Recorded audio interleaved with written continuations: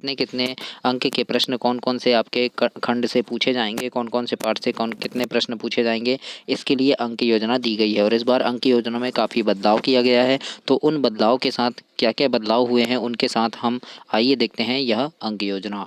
और दोस्तों आप इस अंक योजना को देखने से पहले एक चीज़ आपको बता रहा हूँ कि आपकी जो परीक्षा होने वाली है, परीक्षा के 15-20 दिन पहले मैं इंपॉर्टेंट प्रश्नों की वीडियोस डालता हूँ चैनल पे, जो आपकी परीक्षा में आने वाले महत्वपूर्ण प्रश्न होते हैं। अभ्यास प्रश्नों की सीरीज़ लेकर के आता हूँ। तो उन प्रश्नों को देखने के लिए चैनल को सब्सक्राइब करना, ताकि जैसे ही वो प्रश्न डालूँ आपको मिल सके और आप उन्हें पढ़कर काफ़ी अच्छे नंबरों से पास हो सकें। तो उन सभी प्रश्नों को देखने के लिए चैनल को सब्सक्राइब जरूर कीजिएगा। आइए देखते हैं आपका हिंदी विषय की जो अंक योजना है कि किस प्रकार से क्या क्या खंड से आपके यहाँ पर प्रश्न पूछे जाएंगे। तो आइए देखते हैं हिंदी में कक्षा 10वीं में आपके हिंदी में जो सबसे पहला है क्षितिज भाग 2 काव्य खंड जो है आपका, काव्य खंड से आपके 17 नंबर के प्रश्न आएंगे। जिसमें जैसे ऊधो तुम हो अति बड़भागी, मन की मन ही माज रही हमरो हरी हारिल की लकीरी, हरी है राजनीति पढ़ी आई, है ना। तो इससे आपका प्रश्न पूछा जाएगा। आप कुछ भी प्रश्न पूछ सकता है इससे, है ना। उपसर्ग प्रत्यय पूछ सकता है, या इसका भावार्थ लिखिए पूछ सकता है, इसका गद्यांश लिखिए पूछ सकता है, या किस पाठ से ये पूछ सकता है, कुछ भी पूछ सकता है।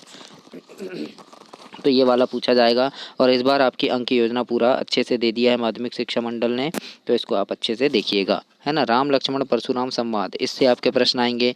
आत्मकथा से आएगा, उत्साह से आएगा आपका प्रश्न आएगा, है ना। अट नहीं रही यह दंतुरी मुस्कान, फसल संगतकार, पाठ्य आपका पद्य साहित्य है, इतिहास एवं काल विभाजन जैसे रीतिकाल, आधुनिक काल है, प्रयोग प्रगतिवाद है, नई कविता है, फिर कवि परिचय है, भावार्थ है, संदर्भ प्रसंग सहित भावार्थ लिखने आएगा आपको, सौंदर्य बोध एवं भाव एवं विषय वस्तु पर आधारित प्रश्न होंगे।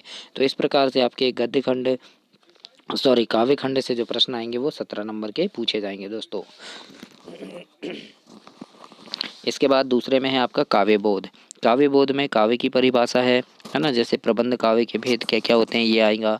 रस के बारे में आएगा, रस से प्रश्न आएगा। तो रस के जो अंग हैं उनसे प्रश्न आएगा आपका, है ना। तो उदाहरण सहित आपको पूछ सकता है, परिभाषा पूछ सकता है, इसलिए रस को पढ़ना आप।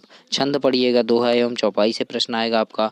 अलंकार में पूछाएगा आपको मानवीकरण, अलंकार, पुनरुक्ति, प्रकाश अलंकार, अतिशयोक्ति अलंकार और अन्योक्ति अलंकार, इससे प्रश्न आएंगे आपके, और ये 10 नंबर के होंगे। इसके बाद यहाँ पर क्षितिज भाग 2 है आपका गद्य खंड। तो नेताजी का चश्मा, बाल गोविंद भगत, लखनवी अंदाज, एक कहानी यह भी, मतलब ये पाठ हैं, इनसे आएगा। गद्य की प्रमुख गौड़ विधाएं आएंगी, लेखक परिचय लिखने आएगा आपको। फिर इसके बाद व्याख्या, संदर्भ प्रसंग सहित व्याख्या करने आएगा, और विषय वस्तु एवं विचार पर आधारित प्रश्न होंगे, और ये 17 नंबर के पूछे जाएंगे। इसके बाद भाषा बोध से प्रश्न पूछा जाएगा, जैसे संधि समास है ना, इनसे प्रश्न आएगा आपको। मुहावरे लोकोक्तियों से प्रश्न पूछा जाएगा। काव्य के भेद और शक्ति एवं गुण का सामान्य, इससे 8 नंबर के प्रश्न आपसे पूछे जाएंगे। और आगे अब हम देखते हैं, जैसे अपठित गद्यांश से इससे प्रश्न आएगा आपका। पत्र लेखन से आपको 4 नंबर का प्रश्न पूछा जाएगा। निबंध लेखन और अनुच्छेद संवाद लेखन, इससे आपको 7 नंबर का प्रश्न पूछा जाएगा। अब यहाँ पर जो आपका अंक विभाजन है, ये आपका प्रश्न नंबर 1 से 5 तक 30 प्रश्न होंगे। मतलब कि जैसे प्रश्न क्रमांक 1 में आपका सही विकल्प है, तो ये 6 प्रश्न होंगे 6 नंबर के। प्रश्न क्रमांक 2 में आपको रिक्त स्थान पूछा जाएगा 6 नंबर के।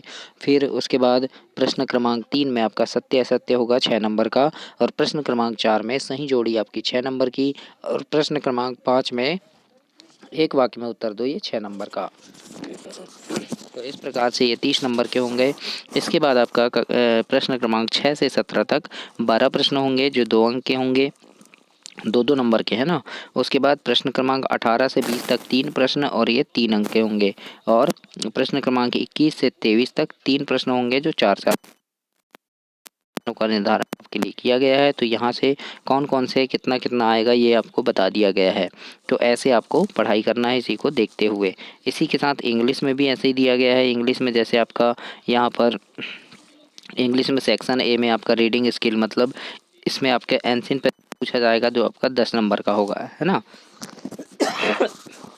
और यहाँ पर मैं आपको अंकों का निर्धारण दे देता हूँ कि किस किस प्रकार से अंकों के निर्धारण यहाँ पर होंगे। तो यहाँ पर देखिए हम इसको बहुत अच्छे से समझेंगे। यहाँ कक्षा 10वीं अंग्रेजी के लिए क्वेश्चन नंबर 1 में आपका अनसीन पैसेज आएगा और 2 में भी अनसीन पैसेज आएगा। तो 1 में जैसे अनसीन पैसेज आएगा तो कैसा आएगा, वो पाठ से आएगा, और 2 में कविता आएगी। तो ये 5-5 नंबर के दोनों होंगे आपके। इसके बाद सेक्शन बी में आपका राइटिंग है। तो यहाँ पर नोट मेकिंग करना है आपको, फिर लेटर राइटिंग लिखना है, पूरा फॉर्मेट के साथ लिखना है आपको, जो 4 नंबर का होगा आपको, है ना। नोट्स बनाना है तो टाइटल लिखना है, फिर कोई भी टाइटल, है ना। जैसे हम लिखते हैं ना कि किसी एक शीर्षक पर निबंध लिखिए, तो एक टाइटल लिखना है आपको, उस पर 5 लाइन 6 लाइन लिखना है, तो वो 4 नंबर का पूछा जाएगा। तो इसी को नोट मेकिंग बोलते हैं। इसके बाद आपका क्वेश्चन नंबर 5, इसमें आपको ऐसे लिखना है, आर्टिकल पैराग्राफ पूरा ऐसे अच्छे से लिखना है, जो 5 नंबर का आपको निबंध, इसमें 5 नंबर का, देखो निबंध में कम कर दिया नंबर, है ना। तो 5 नंबर का पूछा जाएगा दोस्तों। और अंग्रेजी की भी आपको इंपॉर्टेंट प्रश्न यानी पूरे विषय की मिलेगी, उसके लिए चैनल को सब्सक्राइब जरूर कीजिएगा, ताकि जब भी मैं वो प्रश्न डालूंगा तो आपको मिल सके। अभ्यास प्रश्नों की सीरीज़ है, जो मैं आपकी पेपर के 15-20 दिन पहले डाल दूंगा कि ये प्रश्न आपके परीक्षा के लिए काफ़ी ज़्यादा महत्वपूर्ण है, तो उन्हें पढ़कर आप परीक्षा में बहुत अच्छे नंबर ला सकते हैं। तो उनको देखने के लिए आप चैनल को ज़रूर से सब्सक्राइब करना, है ना। उसके बाद यहाँ पर उसके बाद आपका पिक्चर गाइड आएगा, मतलब यहाँ पर एक चित्र दिया रहेगा। इस प्रकार से आपको एक चित्र दे दिया है, कोई मेले के बारे में दे दिया या कोई भी चित्र दे दिया, उसके बारे में आपको 3 लाइन 4 लाइन लिखने के लिए बोलेगा। तो वो आपका 3 नंबर का आएगा दोस्तों। इसके बाद आपका सेक्शन सी है, इसमें आपका फिल इन द ब्लैंक्स यानी खाली स्थान भरने के लिए आएगा आपका 5 नंबर का, और फिर डू अस डायरेक्टेड आएगा आपका 5 नंबर का। और ये ग्रामर से संबंधित प्रश्न होंगे, यानी याद रखना जो फिल इन द ब्लैंक्स होगा, खाली स्थान भरने वाला जो प्रश्न होगा, वो आपका ग्रामर से होगा दोस्तों। इसमें आपका कुछ भी पूछ सकता है, आपको प्रीपोजिशन, कंजक्शन, है ना। तो ये सब आपको कंप्लीट करना है। सेक्शन डी आपका 39 नंबर का प्रश्न होगा, जिसमें टेक्स्ट बुक से प्रश्न आएंगे आपके। तो इसमें आपको जैसे टेक्स्ट बुक से एमसीक्यू पूछा जाएगा, आपको विकल्प वाले प्रश्न, तो जो गद्यांश है, गद्यांश से प्रश्न आएंगे, पद्यांश से प्रश्न आएंगे, जो आपके 6 नंबर के होंगे, है ना। उसके बाद आपको शॉर्ट आंसर लिखना है। तो शॉर्ट आंसर लिखने के लिए आपको प्रश्न पूछे जाएंगे, जो आपके शुरू में गद्यांश वाले से 12 नंबर के होंगे, फिर 4-4 नंबर के पूछे जाएंगे। इसी तरह से आपको यहाँ लॉन्ग आंसर वाले 14 प्रश्न नंबर 14, 15 और 16, ये आपके लॉन्ग आंसर वाले प्रश्न होंगे, जो 3-3 नंबर के एक प्रश्न होंगे। तो इस प्रकार से ये कुल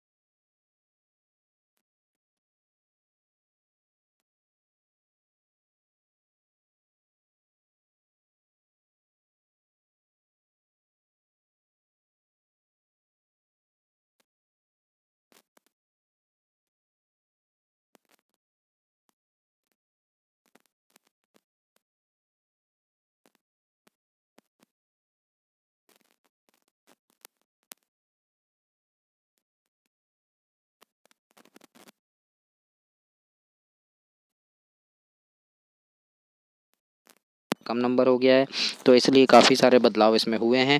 तो इन सारी चीज़ों को आप अच्छे से देखिएगा।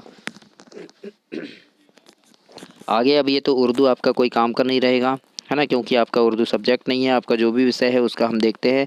तो इसके बाद जैसे आप गणित का देखेंगे, तो गणित विषय में क्या क्या आपके लिए इम्पोर्टेंट चीज़ें हैं, क्या क्या आपसे पूछी जाएगी, उन सारी चीज़ों को आइए देखते हैं। तो यहाँ पर देखिए गणित में दोस्तों 75 नंबर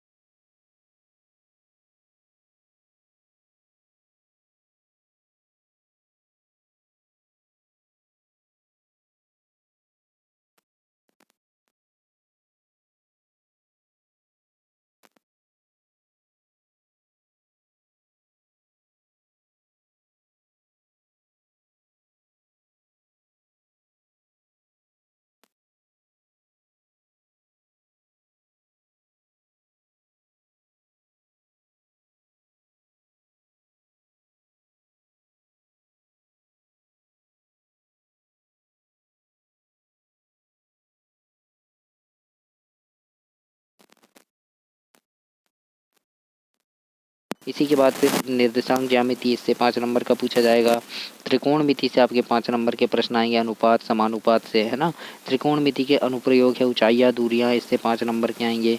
वृत्त से प्रश्न आएगा 5 नंबर का। ऐसे सभी से आपके 5-5 नंबर के हैं, लेकिन पृष्ठीय क्षेत्रफल और आयतन से आपके 6 नंबर के, यानी कुछ ज़्यादा प्रश्न पूछे जाएंगे इसमें, है ना। पृष्ठीय क्षेत्रफल, इसके सूत्र आप याद जरूर कीजिएगा। प्रायिकता से प्रश्न आएंगे आपके 6 नंबर के। इस प्रकार से गणित का ये आपका कंप्लीट हुआ है। इसके बाद आगे देखते हैं अब जैसे विज्ञान। तो विज्ञान में आपका कौन कौन से पार्ट से कितने आएंगे, तो रासायनिक अभिक्रियाएं और समीकरण से 7 नंबर के प्रश्न आएंगे। क्षार, अम्ल एवं लवण, इससे 6 नंबर के आएंगे। धातु और अधातु से 5 नंबर का आएगा। कार्बन एवं उसकी यौगिक से 6 नंबर के प्रश्न आएंगे। जैव प्रक्रम से 8 नंबर का आ जाएगा, है ना, ज़्यादा कार है इससे। और कैसे कैसे आएंगे, तो यहाँ से देखिए, यहाँ से आपके ये जितने भी पार्ट दिख रहे हैं आप 1 से लेके पूरे 13 तक, यानी जो भी पार्ट आपको यहाँ दे रहे हैं ना, 1 2 3 4 5 6 7 8 9 10 11 12 13, ऐसे 13 पार्ट से कुल मिला के 75 नंबर के प्रश्न आपसे पूछे जाएंगे, और जो आपके काफ़ी ज़्यादा महत्वपूर्ण होंगे। इसी प्रकार से सामाजिक विज्ञान में आपको से